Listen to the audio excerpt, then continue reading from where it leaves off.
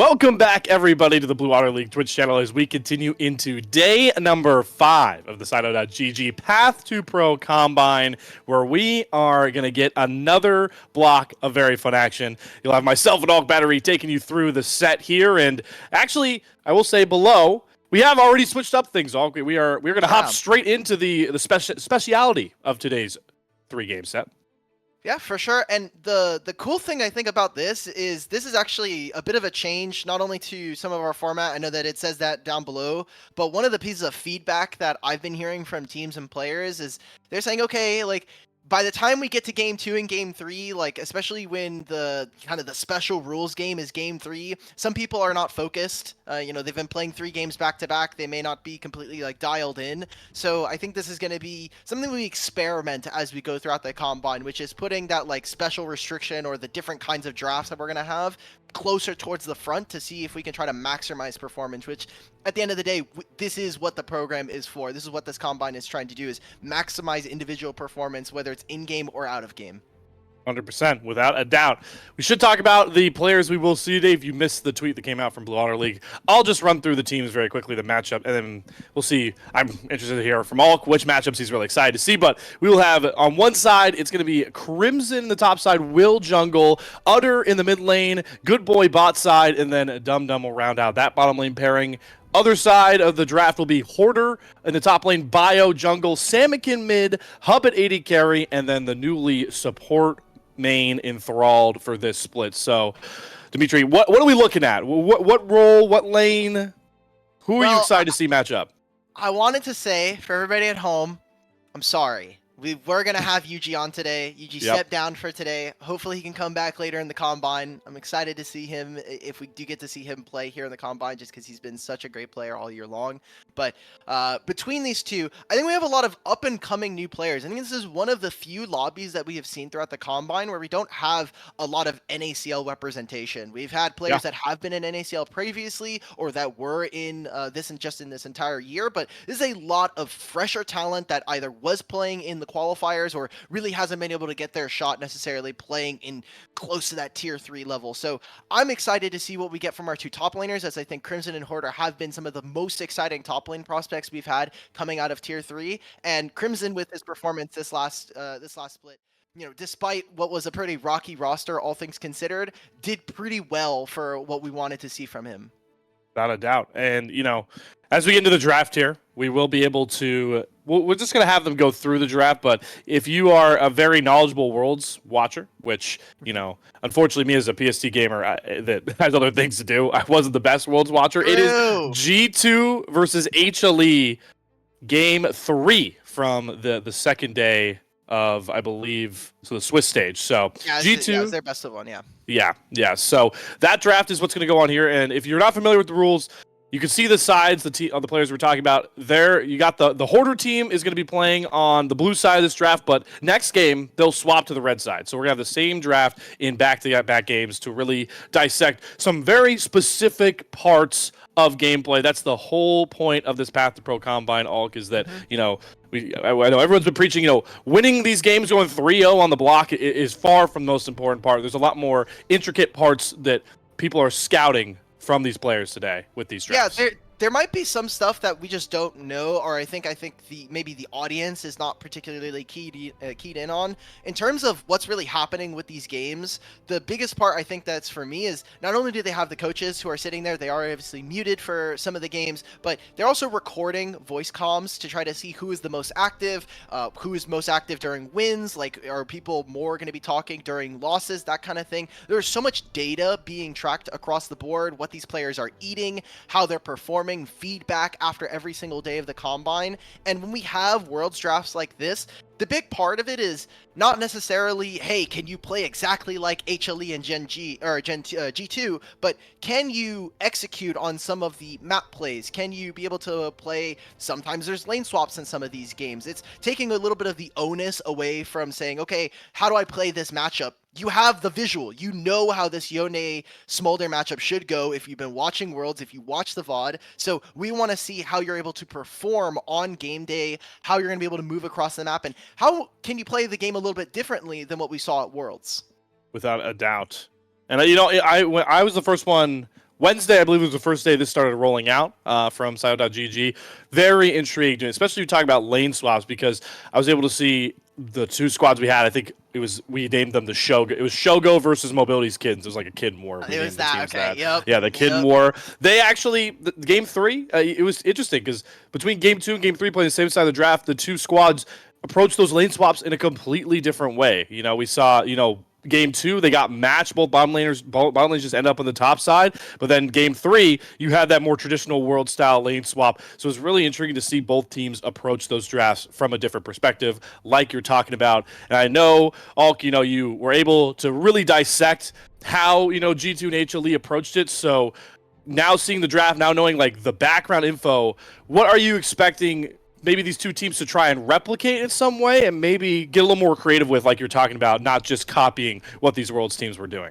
The biggest splash for me has been our top laners. I know we just talked about them a little bit ago, but when we talk about other top laners that have been playing, Dragoon, Zamudo, they've been flipping matchups that I think we weren't able to see, whether that's them kind of punishing their opponent's mistakes or them outplaying in that instance, kind of up for debate. But really, when we've seen these two top laners go at it, I've been really keyed in on trying to see how they're going to be able to change the game. And Jax versus Poppy, we saw Broken Blade play this matchup, and he was able to kind of get a really nice lead up against Doran despite them still losing. So I want to see if Crimson can kind of take it to Hoarder in this instance and see like what is the real difference between our two top laners here, as again, two of our exciting prospects coming in. Hoarder, someone who hasn't really been able to get that kind of spot in tier 2 quite yet, but has been one of the breakout stars when we talk about top lane in general. Yeah, and you talk about other breakout stars. Really interesting. Another aspect of these Worlds drafts is you get to see players on champions that don't represent the champ pools that they're most famous for. Yeah, no sure. better example here is going to be Samikin on Yone. Samikin is a amazing control mage player. The Zoe one trick. He can play a ton of champions in that aspect. Not really well known for his Yone, so it's going to be really intriguing to see how he plays that champion. His other lane matchup as well. I'm not too familiar with a ton of his Smolder. He did play a Corki game yesterday, which is somewhat similar. Didn't look too good there. On the flip side of that matchup, though, he is certainly the Yone player. So it's going to be very intriguing because it's very early for Utter. 17-year-old prodigy. Haven't seen too much of him, but he's got 1 year left, bro. He's done. He's got 1 year. He's impressed in the first quarter of his 1 year left, to me at least, in the ACL, which he has shown. And we didn't look too good on Wednesday, but I know there were some pretty good games from him earlier in the week.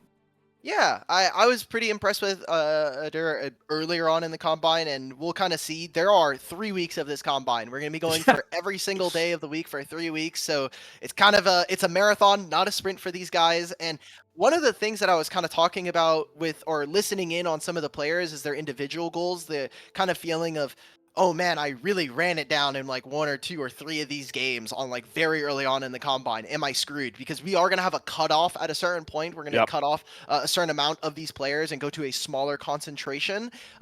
Big thing is kind of showing your growth, showing that, hey, it's one game, it's 1 day. You can take this really slow if you want. And the big thing that not only Parth and the rest of Saito and the coaches that are looking for is your growth as a player. Can you show that, hey, like the nerves got to us, but I can kind of calm down. I really want to work on my early game communication. That was something that I kind of saw from Bio very early on. Unfortunately, they didn't have a great game the first time we saw them, but as they've been playing more games throughout the Combine, they're gaining so much confidence, and they're really trying to work on their early game pathing and communication. So I'm interested to see as we go throughout the Combine what we get from a player like him, and that's only, I think, indicative of what other players that might be feeling, kind of similar to him, as this is one of Bio's first Combines, and he's really been able to take part of.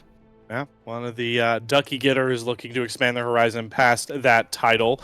Will be fun for him. At least Bio is playing with a teammate. We have seen with these Combines, I've rarely seen players play with teammates that are super familiar with each other, but Enthralled and Bio are on that one side. Excited to see how Will looked. Will looked really good on Wednesday, as well as he was a part of the Shogo side that were pretty dominant, but this is a whole different matchup, and if I'm not mistaken, I heard that we are soon to get onto the Rift. We're sitting in a pause. Never mind. We've been pause. Yes. Can casters start the game already? Yeah, God. I don't know. My big green go button isn't working right now. Like I can't just start it. It's not working on my desk. I still, I was gonna say I have this nice new paperweight that I've been sitting on for like 3 or 4 years. The old Go XLR Mini. I've been trying to use it, and then I realized lost the quarter jack, like Oh what is no. it? The Yeah. adapter to try to Yep. use for my XLR cables, so I have to switch back to my Focusrite. But this is my green button now. This is my Yeah. green button now. Anytime I need to just start the game, I just start smashing all the buttons on there. Something will certainly work. Well, sounds like you hit it at the right time because we are on to the Yay! rift. It works. Game Awesome. Game number 1, Sio.gg, Path2Pro. Day number 5 of the gauntlet, like all talked about.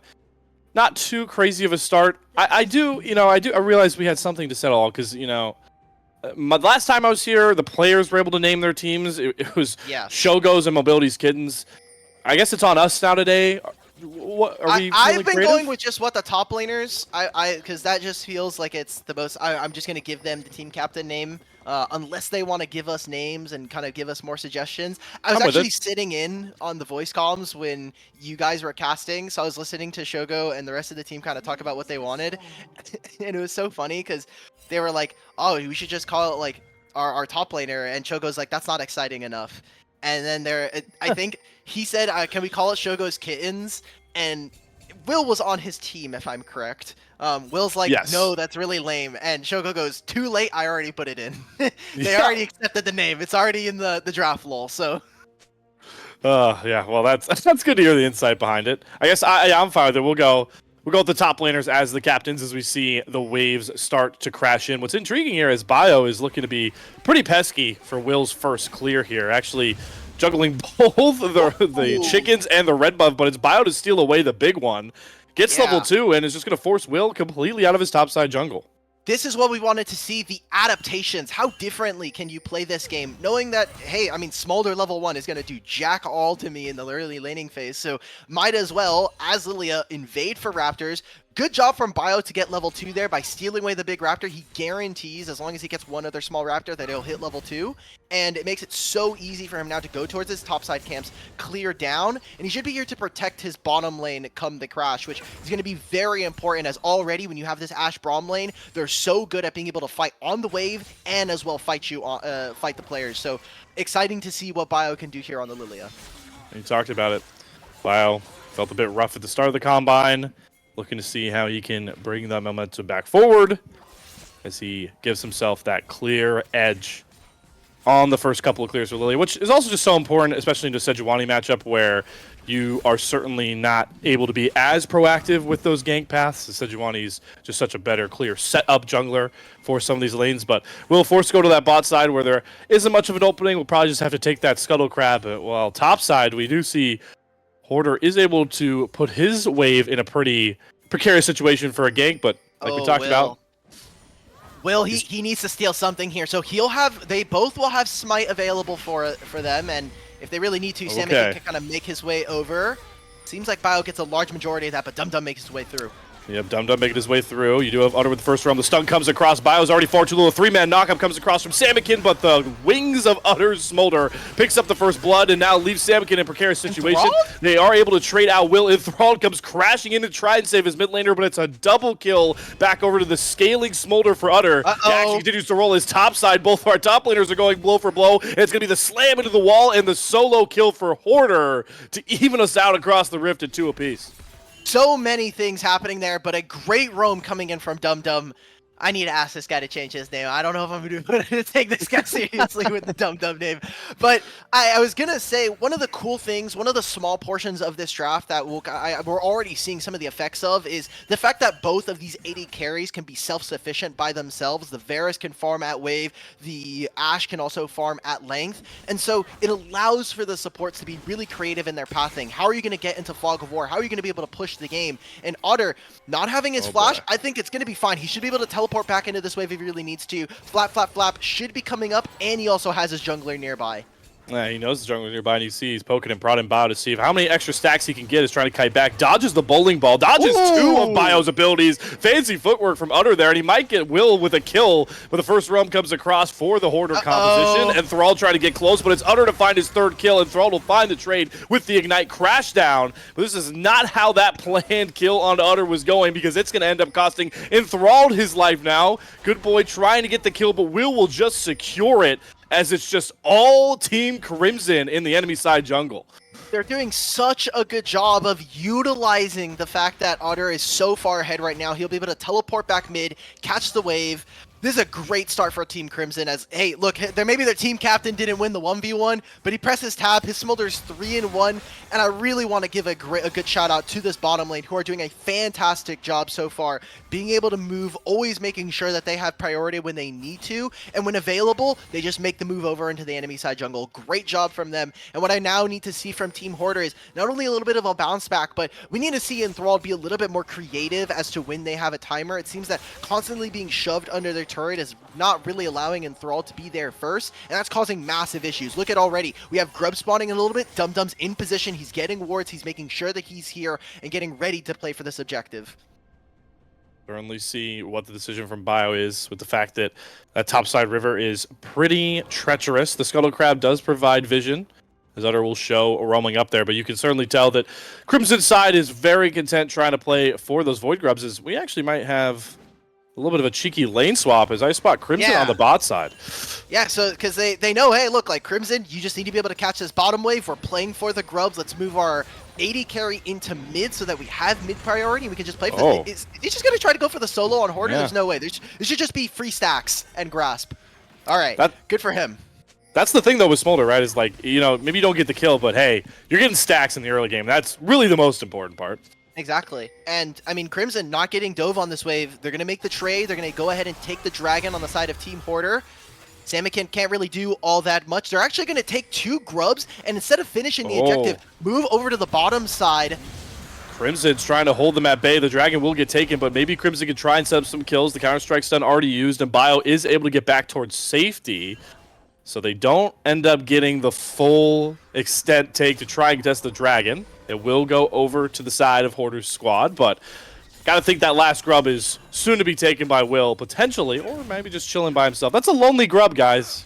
Yeah, like he had all his homies. He had all the Void Mites there. His little cousins were kind of hanging out with him, and now without that available, unless someone resets this camp, there's not going to be a 6 scuttle this game. So, wondering if our teams are going to eventually make their way over. I'm sure that on the side of Team Hoarder, they have to know they probably took some of the grubs, but until you finish that entire camp, it actually won't show on the indicator that you have all of them, which is something that I had to learn. I was like, oh, they're just not doing grubs. I would see it on the buff bar, but it doesn't actually pop until you get all of them finished the camp. So, Bio finishing his topside camps should take a little bit of a gander over here just to see what's happening.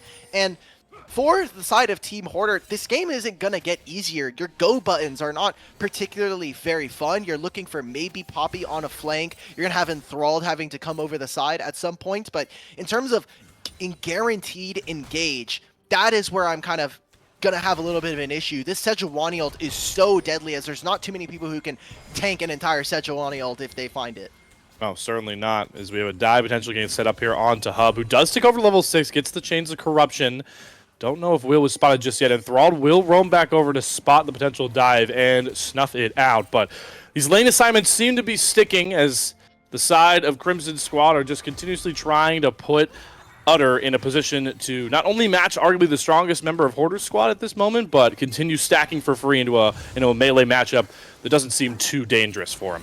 This is a fast play that they can go for with this wave coming in and Bio here. They have the sleep from Lilia. As long as they can find this, Otter should die. They can trade his flash. Yep, they get the stun. Easy lockdown comes across from Hoarder, but he takes one too many turret shots, and Utter's accelerated build makes it so it's a trade at the end of the day with Mom coming through. And now Bio might be caught. There's no way. Agent? Will! Hello? Ah! Oh, he's out. They don't know. Wait, they don't know. If he, he flashes in. Okay, so he probably isn't spotted by the Ashe Hawk shot there, so they don't even go for it. They won't know that Bio doesn't have flash, which is a big cooldown to know whether or not enemy Lilia has flash. But as long as he doesn't go for it, I mean, look, he gets out, but that's still a very big win coming in for Team Crimson. The fact that Otter gets the trade kill, they don't get much damage onto the turret, and they get Lilia's flash by accident, and they, not even mentioning, they actually got Hoarder's flash during all of that play. So 2 flashes for a 1-for-1, I think I'm going to call that worth, especially as the Smolder. Certainly. And how impressive are these lane swapping timings, by the way? That bottom lane recalls from mid lane don't really even miss a beat. Utter just immediately picks that wave up. He's going to be able to make sure he gets more of those stacks coming across. Crimson's going to reset with teleport, I believe, coming up just now. And yeah, he TP's right up. So pretty good map awareness from the Crimson team so far to make sure they're accelerating their leads that Utter has gained in those opening minutes. Okay. So, small thing, we have a dragon spawning in a minute 30. The grubs are going to be delayed because of the fact that we didn't see them get taken or finished until about 2 to 3 minutes ago. So, Hoarder now has a bit of an interesting kind of dynamic that they can play for. The dragon spawning in a minute means you probably want your bottom lane to be sitting near that objective. And without teleport on the side of Team Crimson, you can very easily just kind of have him stuck in this wave. You pull the wave to your turret, you let him kind of sit there and say, okay, are you going to make the roam or are you going to let me TP to this play? And this is really important for our supports to be able to get good vision. And I think we've been seeing that time and time again from Dum Dum. Looking check on the stacks for Utter. He's currently sitting at 90. So very accelerated with the Triforce already completed on this Smolder and stacking away as he is trying to match that power that the Hoarder topside will have with that teleport by getting a shove in, but he's got to be careful. Bio does hit the Swirl Seed, able to get 2 sleeps down. Samikin looking for an angle in. Mom comes down defensively. There's the Fate Sealed onto 2. They're going to see if they get enough damage down, but Will hits a Glacial Prison that locks Utter in. Samikin picks up the kill, and now it's Dum Dum that has to run for the hills as the Crimson side is scattered. Yeah, I just don't know why we're not using our flash preemptively. If we already gonna kind of invest the flash and use the summoner spell to dodge out on one of the abilities, just don't get hit by Bio. That might be a little bit of the respect saying we don't know if Lilia has flash or not, and so just not using it means that, hey, we're gonna end up kind of losing the flash anyway. And oh, Crimson, that's a solo. Crimson. Oh no, the Keeper's Verdict comes across first, and Hoarder not only lives, but he also gets that plate gold as well. Crimson, 1 auto attack away from an outplay solo. And now he can recall, teleport back to this wave. It doesn't seem like they're going to be playing for the dragon. Really good stuff individually from one of the top laners that we were excited to see coming into this Combine. And we've got 2 more games after this to be able to watch these two kind of duke it out. So expecting to see a lot more from someone like Crimson who, hey, we saw this at Worlds. The Poppy was outplaying Doran in a couple of instances, and maybe Hoarder is just kind of channeling a little bit of that. There's the Ashe ultimate. Yeah, good boy hits it onto Bio, who's already far too low. The Glacial Fisher's going to lock him up and enthrall to us to crash over the wall, but the auto attacks are enough, and Utter is getting his revenge. A double kill back over to the Smolder, make it a triple. That is 7 kills at 12.5 minutes for Utter Smolder. Can we get a check on the Smolder stacks? Because I'm pretty sure we're at 12.5 minutes. We should be seeing about 150 if he's really trying to get to it. But hey, I'll take it. 119, 120. He's almost there. He's got a little bit of time still. He's getting more items. Now with that Trinity Force, it should be that much easier for him to get so many stacks so quickly. And now they're going to be able to stack the second Drake here. Good job coming out from Team Crimson to be able to find that answer. Now my kind of play is, are we going to be looking for those grubs? It only takes 2 more for them to be able to get Void Mites on the side of Team Crimson, and that'll be a really good play for them. But Will is making a really deep invade. I guess he just gets caught here. All right. Yep, completely caught. I wonder... I guess we'll figure out what the players will break down what the logic was behind that one, potentially. Maybe trying to get some deep wards. But that does really stunt playing for those grubs. It feels like now Bio, you can see it could just kind of roam over and... For sure. Immediately start these grubs and just neutralize any real pushing power in this game. I mean, their bottom lane was stuck, and you can kind of see that immediately Team Hoarder was already on the play. They had already moved their bot lane into mid lane. They put Samikin in bot, and Hoarder could just have a very easy solo kill if he wants it, and Thrall's going to be on the back end if he really needs to just ignite and keep him stuck. There it is. Yep, just going to take it. Counter-Strike doesn't matter. Ignite reigns true. Will and Dum Dum are close by. There are low health bars here on Hoarder and Thrall. Will is going to have to be the only one in the damage department, but they're just going to let him go. I'm so depressed. Not only did that kill just go through, but Bio was in the middle of doing grubs and they despawned. Oh, man. So he only got 1 during that entire play, which is not great. Samikin getting solo killed by Otter. Yeah. Okay, that's just going to be a large portion of this HP for the turret. Can they get this Herald? It's going to be confirmed here for Team Hoarder. They need to be able to use this before the next strike and take down one of these outer turrets, especially if you want to try to funnel some of this gold into either hub or maybe trying to get Samikin to kind of match Otter on this Smolder. Without a doubt. Very intriguing to see with the the scenario we've been given from this Worlds draft that we're gonna get no real Void Mites involved in this game. Dragon stacking is really evened out. Gold is very evened as well. You have your clear power points, and it certainly feels obvious for the Crimson side. But if you're Team Hoarder, how are you looking to play through here? If the obvious goal of shutting down the Smolder in these fights, right? Well, if they took notes from G2, they should know that they're going to lose this game regardless if they play it correctly. No, but they really need to be able to make fast plays on side lane to allow for not only this Yone to be able to kill the Smolder, but they really need to group around and kind of take gold away from him. So take away structures from underneath him and making sure that Lilia can try to find a flash engage, because wait, Otter just got a solo. Wait, they're making a play in mid. There's plays in bottom lane right now. Okay, good play. The bottom lanes are fighting out. Double Glacial Fissure down. The Ash Arrow cleansed by Hub. Gets a big shield from the Locket, but it's not going to be enough with Good Boy's volley. He's sending through Enthralled. Just doesn't have the damage left. With the Braum Brittle stuns, it's going to be a double kill. But like you're talking about, Hulk, there's action everywhere as Bio ends up picking off Crimson for his third death. They knock down that first turret, and Utter trades that one back with his own bot side push. This is just pandemonium in all three lanes. Yeah, we're kind of seeing a lot of the trades start to continue to go in favor of Team Crimson, and while the team captain himself is falling to the wayside, again, you just press tab, you see your Smolder is so far ahead of the curve right now. He doesn't know, so Otter, just hit the salute, brother. He knows now. He's just clearing the wave, he's getting his stacks. Go ahead, brother, you've earned this one. He gets 187. Nope. Okay, there it is. It's the shutdown going over to Hub, which is great, but still, I think not quite enough. And we get to see the strength of this draft. Not only the Yone, not really being able to have kill threat early on versus the Smolder, but having that go button in the Ashe, in the Sejuani, makes this composition so much easier to be able to execute, as Will just getting some permafrost. Yeah, the turret's not long for the world here, and Crimson is very weak. They do have the swing through for Dum Dum, but Crimson's going to have to bail out this one. Will and Dum Dum trying to track back. His Samikin and company are trying to throw it down. Bio's damage is certainly showing out, and that mid-tier 1 will actually be the only thing claimed. Yeah, the one part that I will say for Team Hoarder is that their champions in their solo lanes can be a little bit more impactful generically when we talk about their champions. So Smolder, if he doesn't have enough stacks, I think Yone should be able to win that if we're able to kind of push the game into a certain way where you're pulling them across the entire map and really trying to all-in death comp them. But as is, I just love how easy it is to execute this team from Team Crimson, as Jax is always going to be a relevant side laner, even if, you're talking about Into the Poppy, he may not win the 1v1. All he has to do is counter-strike, walk into a wave, and then he can just walk away from the wave and move towards his team. And now without any grubs, we don't really have a side lane objective here to play for either team. Right now, the big focus for me is, can Bio hit a second item? Maybe. He's going to have to make a huge play alongside Enthralled if they want to have a chance in this game. Certainly. And Samikin got to be on point with this Yone as well, who is up to 2 items with that Stridebreaker build completed. 3 kills. Has to be the 1-2 punch of this Lilia and Yone, it feels like, in the damage department. But for now, Dragon Spawn immediately jumped on a Chemtech Drake, and Will and company for Crimson Team are just going to take that one with no real response, except Samikin getting a pretty deep shove in towards this tier 2, but Utter has backed and should be able to try and catch this before the turret falls and that valuable gold goes over.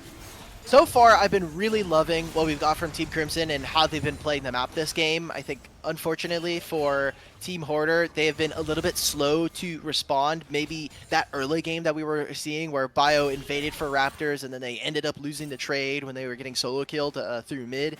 It makes it very difficult to be able to match, but you just need to be ahead of the game. Every 30 or 45 seconds, you need to be thinking, okay, what's the next play? How are we advancing the game state? How are we going to be able to get back into this game? And maybe on 2 core, they can try to look for this play. As is right now, you look at Team Crimson, they have 3 Trinity forces. They've got most of their second items ready to go. This is a big spike for them if they want to try to play for it. Oh, well. Legendary Spectator Bug of Doom, please.